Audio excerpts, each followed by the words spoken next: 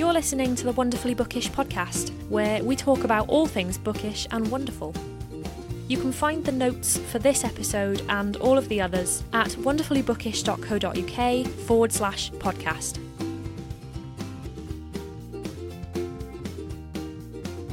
Hello and welcome to another episode of the Wonderfully Bookish podcast. Today is a very special milestone for the podcast because, well, it's time to say hello to the new Wonderfully Bookish co-host, Natasha. I'm so excited. So Natasha and I are going to be hosting the podcast together from now on. Creating a podcast is so much fun, but it's also a lot of work when you do it alone, as I've mentioned before. I have so many topics that I want to explore and discuss, but when it's just me sitting here on my own, trying to ramble to myself for 30 minutes, it can get a little bit tedious. I can sit here and talk about something for ages, but I don't know how entertaining that is. I don't know if you'd want to sit and listen to that either. So logically, a co-host is the best way to go. So a little while ago, I kind of set off on a search to find a Wonderfully Bookish co-host, and I had quite a few people submitting their details to me, which was really exciting. Like, I kind of expected there to just be tumbleweed. I didn't think anything would happen. I thought I would ask for a co-host and I'd have absolutely no interest, but I was pleasantly surprised. So thank you to everyone who sent me your details. So I'm so excited to have someone with me to discuss all things bookish and hopefully make each episode a little bit more interesting to listen to. We've got a ton of ideas and I can't wait to see where the podcast goes from here. So Natasha is so lovely. She's so much fun. We spoke on Skype the other day and I think we were talking for over an hour and it felt like 5 minutes. So I think that kind of bodes well for podcast episodes. They might end up being super long, but there you go. So yeah, I'm so excited to start recording some more episodes, and I really want to get this thing going again because I've been really bad at trying to keep posting regularly. So hopefully with Natasha by my side, we will keep each other accountable and we'll actually keep this thing going. So today's episode is going to be all about introducing you to Natasha. I think it's kind of important that, considering you'll be hearing her voice a lot more, you kind of get to know her a little bit. So that's what we're going to do today. So here's Natasha. It's wonderfully bookish, whoa. All things books, let's start the show. Everything from classics to contemporary. Come and chat about books with me. If you're a reader of YA, grab a cuppa and just press play. Hi. Hi. Wow, this is very strange. Are you excited to officially be a co-host? I know, it's so weird. I genuinely, when you put the ad out saying, oh, I need a co-host, I was like, yeah, I'm not going to get a chance. Let's see how this goes. But, hey ho, here I am. Cool. Yeah, you made it through. You made it to boot camp. Oh, I feel really special. I actually do. So obviously people know who I am by now because I have spoken a lot. But can you tell everyone a bit about who you are and what you do? It's always hard when someone asks you that question because you feel like you can note everything down. Like, I've got like a little note side of like, oh yeah, everything about me. But then when the question actually comes, you're like, I'm from down south. Let's just start off with. So I'm from Southampton. I used to live quite in the centre of Southampton, but now I've moved to the quiet outskirts of Netley. Oh gosh, I don't know how to even go further with that. I'm a Hufflepuff like yourself. Yes. 23, so I'm at a horrible age because nobody likes you when you're 23. I spend quite a lot of time just doing lots of creative stuff, really. Like, I do a lot of video editing. I listen to podcasts when I go for walks. I get to do a lot of reading when I get the chance to, so it's not really actually all that a lot. I can read whenever I get the chance, but I'm trying to do more of it now that I've got a bit more free time on my hands. Yes. Yes. I feel like all of our interests are like the same. It's Yeah. really weird. Well, that's why we're co-hosts. Yeah. And a host. That's why we were together. It's worked out pretty well. It has, yes. So you have a blog. Yes. How long have you been doing that? And like, what kind of thing do you post? So I started my blog in about 2017, I think it was. So I just turned 21. And I kind of needed a way to deal with boredom and like almost like a downfall after the funeral that was my acting career. So I studied acting at university for a year and a half, and I got halfway through my Shakespeare unit, failed miserably. Well, I say failed. no. I went through a mental spiral and went, okay, I've had enough. So yeah, I kind of dropped that. I mean, Shakespeare's a pretty hard thing to focus yeah. on. Oh my gosh, it's even harder when you absolutely love it, but by the end of it, you're like, Yeah. I never want to touch it again. But it happens. But it's just a way to fight boredom. I mainly do kind of like story writing, so I have a really good passion for writing itself, looking at different genres and all that, and just exploring my writing. In general, I haven't done it in quite a while. Actually, it's something I need to jump back into. I've just been doing so many different things, and I'm like, my head's frazzled. Oh my god! Literally, the number of things that I am like flitting between at the moment is ridiculous. Yeah, like, I've had such epiphany this weekend. I was like, right, I finally found my life. I now know what I'm going to do, and then it's like, oh, what about everything else? Oh no. Yeah. So like I feel like I have so many things that I always want to do, and then I think I write down so many ideas for like one thing, Yeah. and then I go really hard on that one thing, and like I focus on it for like a month, and then I'm like, oh, but what about all these other things I wanted to do? So then I'll start focusing on one of the other things, and then realize that other thing that I've just spent a month working really hard on, I've like deserted for a month. Me, that is me, literally. So, like, it's why this podcast, like, I started this podcast over a year ago. Yeah. And I kind of went through, I started, like, so strong. Like, I started, I think, uploading once a week for a few weeks. And I was just like, this is great. Like, if I keep this going, I could try and, like, get loads of listeners. And then I didn't post on it for, like, 2 months or something. No. And then when was your last episode? So I did the panel when I went to Foyles in London. Yeah. And I put that panel up on the podcast, and I think that was July. Wow. So even that was months ago. And then, hang on, let me have a quick look. Cool. It's July it's been a so little long while ago. anyway. Yeah. But we're almost at Halloween now. My God. I know. I just forgot the name of the podcast. It's your podcast. I went on Spotify to search it on there, and then I just sat on the search bar like, what's it called? Charlotte. Wow. Happy Monday, everyone. Happy Monday. It's the name of my blog, my podcast, my YouTube channel, everything, and I forgot the name of it. It's Monday. Of course you're going to forget it. Yeah. Yeah, so I uploaded that panel in August. Yeah. And then before that, it was May. Oh, wow. And then, okay. see, I was pretty stable then. Yeah. Like, I did every week from about mid-April to mid-May. So it was like a solid month where I uploaded like 4 episodes. That's impressive. Like, one week after the other. And then didn't touch it again until August. And then before those episodes in April, the episode before that was November 2018. Oh my goodness. So literally 6 months. I'm saying, wow, that is long. Yeah. So long. And it's not even like I don't enjoy doing it or anything. Like, I love doing it so much. Like, when I now we're doing this and stuff, and like I was recording some bits for some other episodes the other day as well, and I was just like, oh man, I miss doing this so much. Like, oh, that's good that you still feel that though. Yeah. So it's just procrastination and getting so focused on too many things at once and trying to do them all. Yeah. Well, at least now that we're kind of getting a head start on this, it'll kind of boot us both into gear to like really get stuff out. So yeah, always good to start. Let's talk about books, considering that's the whole point of the podcast. I thought we could do a quick, like, little quick fire round. Oh gosh. And I'll ask you some questions. Get ready.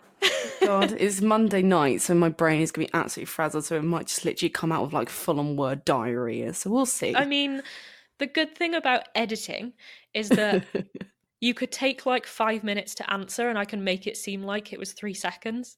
Thank You God. could seem like on the ball. You could seem amazing. Let's hope. Please edit me good, because quite frankly, I'm just like listening back to the things I've already said in this. I'm like, that wasn't even English, you absolute moron.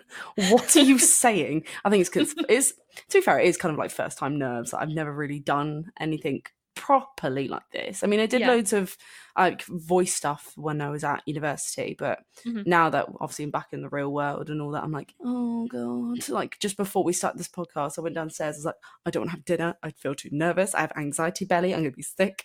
I had a sandwich, I'm like, oh no, I'm okay now. Yeah. Cool, right, let's go. Okay, so what I would say what is your one all-time favorite book, but if that's too hard, what are some of your all-time favorite books? Well, I'd be stupid not to say Harry Potter, obviously.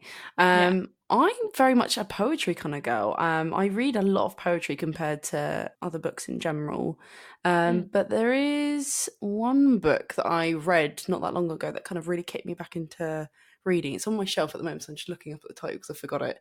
It's It Only Happens in the Movies by Holly Bourne. Oh, okay. I literally went mental as soon as I finished the end of that book. It was this is probably too much information, but I was sat in the bathroom, like book in my hand, screaming at the pages because of the ending. I knew it was going to happen, what the ending was. I'm not going to give it away, but I was screaming. Rob, like my partner, pushed through the door, going, "Honey, are you okay? What's going on?" I was like, "I love this book. I just love it." He was like, "You're such a mess." I'm like, "Yeah, but at least I like it." But I own it. It's on my shelf. I haven't read it. Oh, have you not? Oh my God, get on it. It's such a good book. I think I've got like 2 of Holly Bourne's books and I haven't read either of them. Oh, what's the other one? I'm trying to remember what it's called. That's right, if you can't. It'll come back to you. Yeah, it'll come to me. Cool. But it's one of her others anyway. Yeah. But yeah, I haven't read it yet. So maybe from that recommendation, I need to. Cool. Just crying on the toilet, yeah. Yeah. That's a great recommendation. What's your favourite? I mean, you kind of just said poetry, but what's your favourite genre? I'm very much talking like fiction. Yeah, romance and fantasy are kind of the main two that I will go for. Right. I'm very much a hopeless romantic, and I try and cling on to some form of romance, just because there's not much of it these days, in my opinion. But no, I like romance because I'm a bit of a soppy girl. I like to feel like, oh, this is really cute, and oh, it's so gushy, and but yeah. And fantasy, just because it gives a bit more of an excitement and just a change of pace in the type of depressing poetry and romance. And like, something a bit more sprucey. Yeah. I have a weird thing with fantasy at the moment where contemporary's always been my thing. I've spoken about it on this podcast a lot with different people where, like, I think there's a whole episode where I spoke about fantasy versus like contemporary. So like contemporary's always been my main thing. Like most of the books that I own are contemporary. But I've kind of like find myself recently in a bit of a kind of like a rut, like a bit of a contemporary rut. So like I'm reading stuff and there'll be an occasional book that I'm just like, oh my God, I love that so much. Is it just a case of you're struggling to find things that are really sticking out to you? So like so at the moment I'm reading The Night Circus. Oh, okay. And I'm kind of finding it so much more interesting at the moment because it's like magical and rather than like completely just in reality. Yeah. So I had a thought the other day where I was just like, oh, maybe this is finally the time when I can start reading some of my fantasy books that I haven't touched. Yeah. But I mean, I'm still so intimidated by like so much. How so like, intimidated? What do you mean? Fantasy. What do you mean by intimidated? It's like when I see books where they have like a million different names that I don't know how to pronounce. Okay. Those kind of like proper high fantasy books. Yeah. Where I'm just like, oh my God, like I have so a headache just thinking about it. Yeah. Yeah. Like the one book that I have on my shelf that I feel like I am never going to get around to reading just because it's so huge is The Priory of the Orange Tree. Okay. I think I recognise the name of that one. It's Samantha Shannon. Yeah. It's like, I don't even know. It's like a massive brick. This book Oh is my huge. gosh. It's like, I can't even remember how many pages, like 900 pages or something. It's massive. And I feel like I'm just never going to get around to reading it, but who knows? I'll get there eventually. So if you can remember, what books kind of like made you a reader? Like what books kind of got you into reading? God, that's hard. Because I started reading quite young. I wouldn't say I was a shy kid, but I found with reading for me, it kind of calmed me down. I was very much a hyperactive kid. Now it's the complete opposite. I'm very much, I will hide in this office with a blanket over my head watching like Shane Dawson conspiracy videos for hours on end. But no, as a kid, I was very much hyper, and I found books were quite calming. I can't remember exactly what books specifically, but I remember, this is going to probably shame me in the book world in general. The one book I remember from start to finish, do not shame me, the first Twilight book. Because it was one I read when we were driving to France on a family holiday. Okay. We had nothing else to do in the car. Mum was like, I found this book, have it. So I read it and I was like, oh, okay. Yeah. This is nice. And I was learning a bit more about different POVs and genres and all that kind of stuff. And I was like, okay, yeah, maybe I should start, reading a bit more. And from then I did until I'd say maybe about the end of secondary school, kind of slowed it down a bit as I got new interests coming through. But yeah. No, I feel like every single teenage girl in the entire world has a Twilight phase. Yeah. Like there was, I was probably about, I don't know, 15 maybe. And for ages, I could probably still find it now. I had, who was it? It was like 3 of the actors from Twilight. Yeah. I had them as my Facebook profile picture. That's brilliant. I think it was Robert Pattinson. Yeah. The one who plays Emmett. Oh, Emmett. Oh, God. And then the one who Kellen plays... Lutz, that's his name. Yeah. And then Taylor Lautner, I think. Oh, gosh. I think it was those 3. Yeah. And they were my Facebook profile picture for like a couple of months when I was 15. I mean, at least you didn't have like a ginormous new moon blanket throw on your bed like myself. I had a poster. Oh, okay. And then I remember around the same time, I started making like a McFly wall. Nice. So I basically, like, every time they were in a magazine, I would buy the magazine and then cut out the pages that they were in and stick Taylor them on my Lautner, wall. who are you? Literally. Yeah. And I literally had, it was a bit of a McFly shrine, now I think of it. Like, it was really weird. I wouldn't say it was weird. McFly are epidemic. Yeah. And I had like every single, it did look like a bit of like a murder investigation because I had every single article and clipping and everything on my wall. Brilliant. So I ran out of room for my Twilight poster, and then I decided that I was going to put it in, I stuck it in the back of my wardrobe. Yeah. So that every time I opened my wardrobe to get dressed, like, they would just be looking at me from my wardrobe. Oh my God. I didn't know if it was some sort of like Narnia thing I was trying to go for, where... Or just have some creepers in the back of your wardrobe just watching you undress as a young child, more like. Yeah, it was very strange. Now I say it, I realise just how weird it sounds. Just like Taylor Lautner, like, yeah, Bella, yeah, you put on that sparkly tank top, love it. Just no, Charlotte. So I don't know what 15-year-old me was thinking, but probably, oh, boys. Yeah. Which is funny now because I'm bisexual and pretty much 90% into girls. So see, yeah, I'm bisexual myself, but I've been with Rob for about 4 years, and I think we're at the stage now, like, where if we were to ever split, we won't. But I'll be very much probably on the other end of the spectrum of what gender. So it's just so funny. It's like I just kind of went through madly being in love with every single male celebrity. And now you're in love with Bella. And well, not Bella per se, but okay. I mean, Kristen Stewart is pretty great. She's pretty good. Just not as Bella. It's just all sour grapes the whole time. Sour grape face, like. Yeah. God, that took a right turn, didn't it? I know. Yeah, that was a bit of a diversion. A little bit. Who if you have any, who are your favourite authors? Like I mentioned, I like Holly Bourne. She's fantastic. I've got a load Made of... you cry on the toilet? Yeah.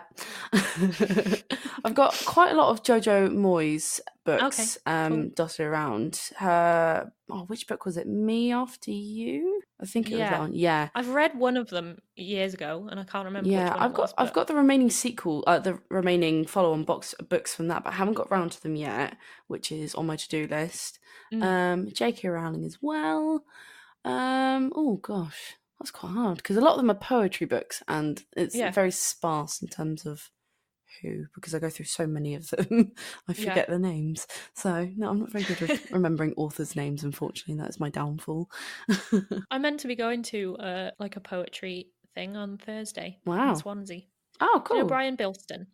I recognise the name. He does kind of like funny poetry, but like he is quite well known on Twitter because like he will just tweet these tiny little snippets.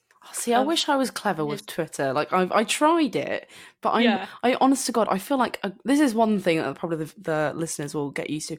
I'm a granny stuck in a young girl's body. I'm not very good with technology. I'm learning. I'm trying as hard as I can, but Twitter, I'm honest to God, do not understand for love nor money. Like, how does it work? Well, I joined really early on. Going back to what I was saying where I had a McFly shrine. Yeah. The only reason I joined Twitter was because Tom Fletcher was on Twitter. Oh, goodness gracious.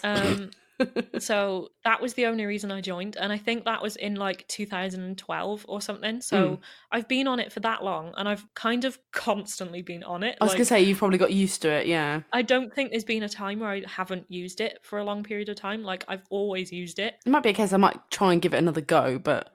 Yeah. We'll see, I mostly use it just because I know, like, I just follow loads of other bloggers and stuff on there. So, like, it's really useful to... I know that a lot of people tend to tweet, like, sarcastic or funny things on Twitter. On Twitter? Wow. Twitter. It's Monday night. On Twitter. And that's probably something I will do. I'll be that horrible granny that just sits on the porch, rocking back and forth in a chair going, I hate everyone. That would just be my tweets. Yeah. How did we get on Twitter? I can't even remember how we got onto the topic of Twitter. I was talking about Brian Bilson. Yes. So yeah, I bought his book recently and also found out that my mum bought it too, like at the same time as me, which is weird. Small world. But yeah, he's got an event in Swansea on Thursday. Yeah. And he's like doing a sign-in and stuff. So I might go to that. But that sounds fab. There you go. So I'm kind of like starting to build up a little poetry collection recently as well. Very nice. Because like I started reading loads of like verse novels. Oh, okay. And like, because I started with Sarah Crossan, who I just adore.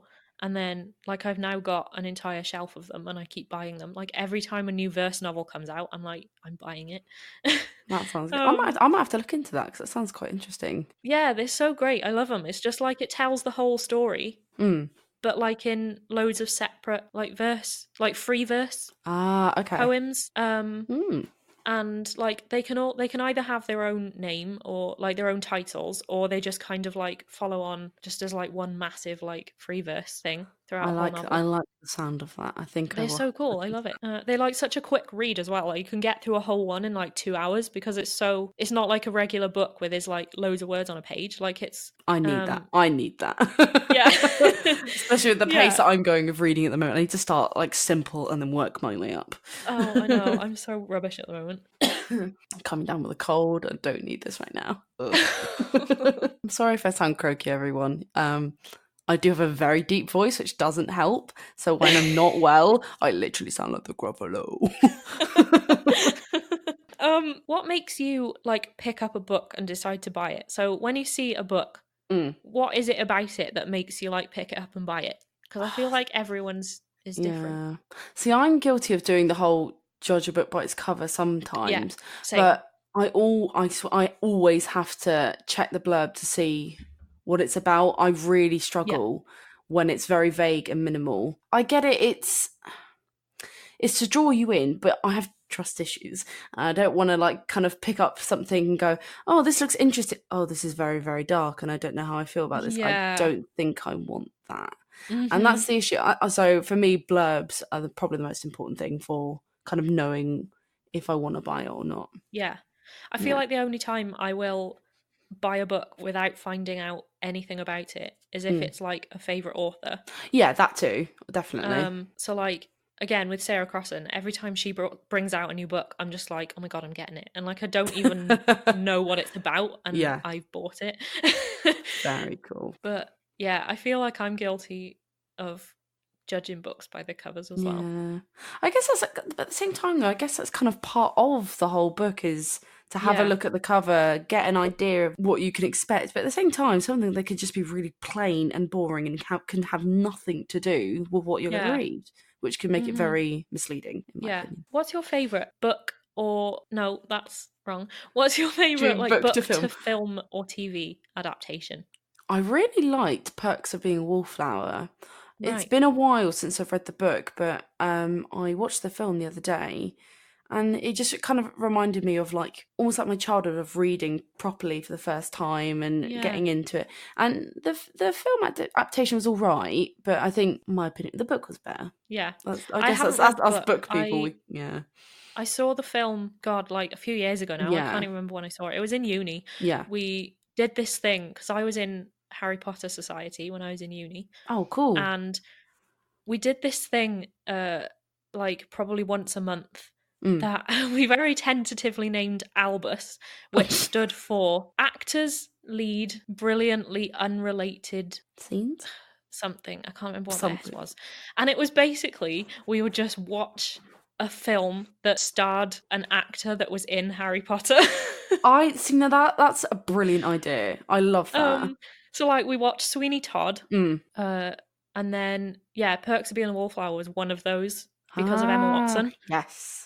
I found out actually something a few days ago. It might be like full old news. In fact, it is old news. I think you'll probably know this. But you know, Daniel Radcliffe did Woman in Black. Well, the original one, it's the actor who plays James Potter in the Harry Potter films. So ironically, it's his dad playing. That's so weird. It's so weird. When I found that out, I was like, that can't be right, surely. Like, are you sure? But no, it was. I was like, wow, okay, small world. I have two more. Go for it. What are your thoughts on like not finishing books if you don't like them? I am guilty of that. I've done it many, many times. Like I was going to say, either one to kind of power through and just finish it because you've started it, or are you happy to just be like, no, I guess it kind of depends on what it is I'm reading. I wish I was one of those people that could power through. Yeah. But if I'm very much, if there's something that I want it to be and it's not, I'll be like, no, I'm angry. I don't want to read this. That's not what I expected. Bye. But a part of me is like, why are you not finishing that? Why are you being a little baby? Read it, because you might end up liking it. But I know what I'm like. I know that I'll just get moody about it and stop reading it. But no, there's probably piles and piles of a few books. Well, not a few. Yeah, there's quite a few piles of ones I have like DNF'd. So yeah. I feel like I am happy to just not finish it, but then I have like a DNF shelf on Goodreads where I'll put any books in there that I obviously didn't finish. That's the point. And I think I've only got like 4 on there. So you're a trooper. You push through. So, but I think I'm pretty good at only reading books that I know I'll enjoy. Yeah. And then the only books that I have DNF'd or I've had to like power through them have been for ones where I've done like a blog tour where I've had to review the book. Okay. Or like if I'm sent a proof or something, I kind of feel like I should finish it. Yeah. Do you know, thinking back now on the majority of the books that I've DNF'd, I think some of them were due to obviously not enjoying it. But because of how I've been with reading at the moment, the majority of them are DNF'd because I, 1, forget about them, 2, I fall asleep and I forget to mark where I last was. So I'm like, no, I've read that book, it's done. And sometimes I'm just like, can I be bothered to read it? No. So that's my fault, really. About like forgetting books. Yeah. I have a book on, because I always mark my books on Goodreads. I have a book that's still in my, like, currently reading that I started reading last Christmas. Okay. It was like November or something, on the lead up to Christmas. Yeah. And it's still in my currently reading. Like I think I read maybe a third of it, if that. Oh gosh. And just kind of didn't read much over Christmas. And then I was like, oh, but it's not Christmas anymore. I don't want to finish a Christmas book. I agree with you. I'd be the exact same. I would be the exact same. So I feel like now, maybe in a month or something, yeah, I can finally go back and finish that book. It's scary how quick Christmas is coming up now. Yeah, but then there's some people on Goodreads where I see they're currently reading. You know V. Schwab? No, I don't know that. She wrote Darker Shade of Magic. Okay. And she's done quite a lot of different ones, but she, on her Goodreads account, she's got something like 75 books or something in her currently reading. How? Who has that much time? Some of them haven't been updated since like 2014. Oh my goodness. So I have a feeling and loads of people like tweet her and stuff just saying, oh, I do the same too. I've got like loads of books that have been on there for 5 years that I just haven't touched. And they're the kind of people where they refuse to DNF a book. So it will just stay in their currently reading forever and ever because they refuse to just be like, oh, I just didn't finish that. Oh no. Oh, bless him. Like, no, I can't do that. If there's been a book that's in my Goodreads for like too long, then I'll just get rid of it and just never read just it. be honest about it, yeah. So I've asked quite a few people this question, and I've kind of had mixed reactions where some people have either been like, oh my God, that's so evil, or other people have been like, oh, I know my answers to this straight away. But I've still not really come up with a proper answer myself, so I feel like I should. If you had to pick 3 books, and you could only read those books like for the rest of your life, so are kind of like taking these books to a desert island situation, which ones would you pick? And with other people, I've been generous and said that you can pick like whole series. So like you don't have to just pick one book from the series. Okay. I mean, I would take one depressing poetry book. Yeah. To kind of let me feel the things I need to feel. Out of the Harry Potter series, I need to pick one book from there. And I think it would be the 3rd one. Okay, yeah. And then one romance book. So I'll probably take that It Only Happens in Movies book again, just so I can have a good old cry again. So yeah, actually, hang on, which poetry books? I've been looking through them. There's one called Pillow Thoughts. I've seen that. Actually, no. There's one, either Pillow Thoughts or 2 a.m. Thoughts. Either way, they're both depressing, and I love it. So either Pillow Thoughts or 2 a.m. Thoughts is the first book. Harry Potter and the Prisoner of Azkaban, and then It Only Happens in Movies by Holly Bourne. Cool. Boom. Mic drop. I feel like this is finally the point where I should try and answer this question myself, because I always ask people this question. Yeah. And I don't think I've answered it once in a single episode. No pressure. Come on, Charlotte, tell us. We're all dying to know. Come on. So one of mine would be Challenger Deep by Neil Chesterman. Okay. Because it's my favourite book ever. And I feel like people who have been either reading the blog or watching my videos or listening to the podcast probably they just want to kill me every time they hear it now because I mention it so much. Yeah, but it's a favourite. Of course, like, you're going to stick to your guns about it. It's like... I talk about it so much. It's like when you talk about, like, an animal, you're not going to just talk about someone else's animal. You're going to talk about your animal. Yeah. Like, I love my dog. Oh, but there's other dogs. No, my dog. Well, that's a silly answer. Well, no, because it's my dog. Yeah, exactly. That's a really bad analogy. I'm really sorry. Second one. Beyond that, I've not thought about it. You would think that I would have thought about it, considering I've asked people so many times. I mean, considering, like, to me, you're like a book expert, you should. I'm also the most indecisive person in the entire world, though. Hufflepuff trait? Yeah. Me? I feel like I'd have to take Harry Potter as well. Exactly. It's the nostalgia and the love for it. It took me when I was looking at these questions, it took me about an hour to think which book. I think I've said in the past that I would just like bind together a massive anthology of every single one of them and just take... Does it count if you rip off the front covers of it, get a needle and sew them all together? Does that count as one book? Because if so, get me a glue gun because I'm starting that project. I think it can. This is just me trying to justify why that's correct. just trying to back out of trying to answer this question seriously. Okay. And then the third one. I mean, it's not like it's countdown. It's not like you've got to like buzz in your answer. It's finalised. Like, Yeah. you can always change it. I'm trying to look at all my shelves and see I if do the any same. I do. out at me. What else is my top favourite?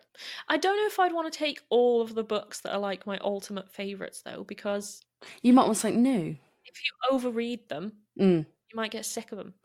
Although, I tell you what, my nan, bless her, she's in the state where she doesn't get out of the house much and she reads a lot.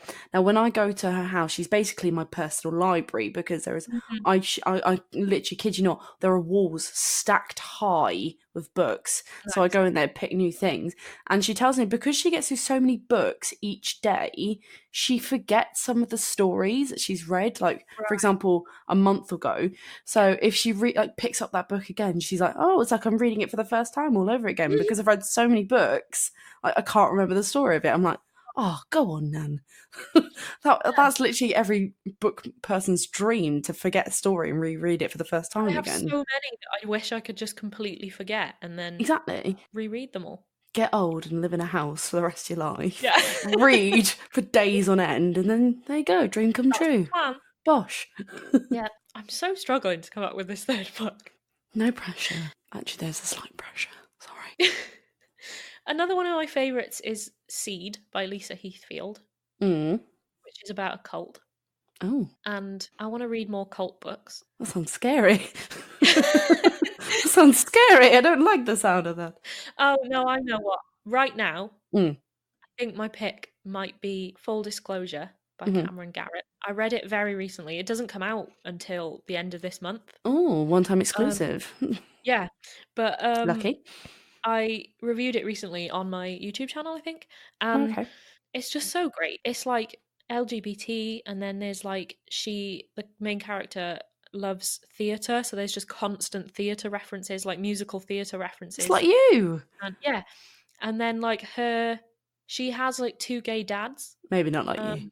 And it's like really interesting because I feel like I haven't read a YA book that like heavily features like 2 gay dads that isn't about the fact that she has gay dads. Like, that sounds like a good one. Like they're pretty much just there as any other parents are in any book. Like it's not even reference the fact that they're both dads. Like they just are. And the main character, has HIV. She's like HIV positive. Oh. So it's all about like this teenage girl, and she's like had it since birth, and it's just about her like dealing with the fact that she has HIV, and she's like a teenager wanting to like date boys, and like she's thinking about sex and stuff, and I can already imagine this as like a TV series or a film. Yeah, and already it sounds like bang on. It sounds spot on, literally. Yeah, it's just so good. I love it so much. That's another one that at the moment I'm kind of like recommending it to absolutely everyone. Yeah. Because it's just great. That's awesome. I like that. That's all my questions. Considering this whole, like, so many episodes have just been like me sitting here on my own trying to talk to myself and like trying to make it entertaining by myself. Yeah. It's going to be so good. I'll be a little jester. It's fine. I actually don't mind that, to be honest. Yeah, cool. It's going to be so nice to actually have some proper discussions. Yeah. I hope I don't sound too much like a tit. It's fine. I already feel like I am. Yeah, I mean, we have some cool episode topics that we've already kind of discussed a bit. In terms of how often there's going to be a new episode, I have absolutely no idea. So Same. If anyone is listening to this and expecting there to be like weekly episodes, don't hold your breath, because we are still working out the kinks of this. I mean, it took us like nearly half an hour to set up this podcast. Yeah, we had such issues with the audio, but we managed it, so we're doing good. Yeah, just remember that this is the podcast that disappeared for 6 months, so we will try our hardest. But yes, like Charlotte said, don't hold your breath. Yeah. Yeah, it's exciting. You don't know what's around the corner. 1 minute I'm there, 1 minute I'm not. You'll never see me. How do we end this? Outros are my worst thing. So, thanks for listening, ladies and gentlemen. I hope you had a wonderful night. No. I would say we'll see you next week, but that's, I don't know. We'll see you when you next think of us. Yeah. We'll see you in your sleep. This is what's so great. Like, you'll think, oh, that podcast is dead. That never came back. And then we'll suddenly pop up with another episode. It'll be so exciting. Boom, surprise. Merry Christmas. Yeah. We're like a little present waiting for you. Unwrap us under the tree. God, what am I chatting? I'm literally chatting absolute rubbish. I'm only here for one episode, guys. I'm sorry. Bye. Yeah, I'm tired after this. Of retiring, yeah. I'm going to just live my life as a hobbit in my office, editing videos for the rest of my life. Goodbye. So, expect a new episode at some point. Yeah. We're just not sure when. Yeah. Cool. Bye. Bye. Thank you so much for listening to this episode of the podcast. I really hope you enjoyed it. You can find all of the information from this episode, including all of the things that we talked about and a little bit about today's guest, in the show notes, and they'll be at wonderfullybookish.co.uk/podcast. You can also follow me on Twitter, Facebook and Instagram, and the links for those will also be in the show notes. And finally, if you want to chat or you've just got a burning question you want to ask about this episode or any of the others, you can pop me an email at podcast@wonderfullybookish.co.uk. See you next time.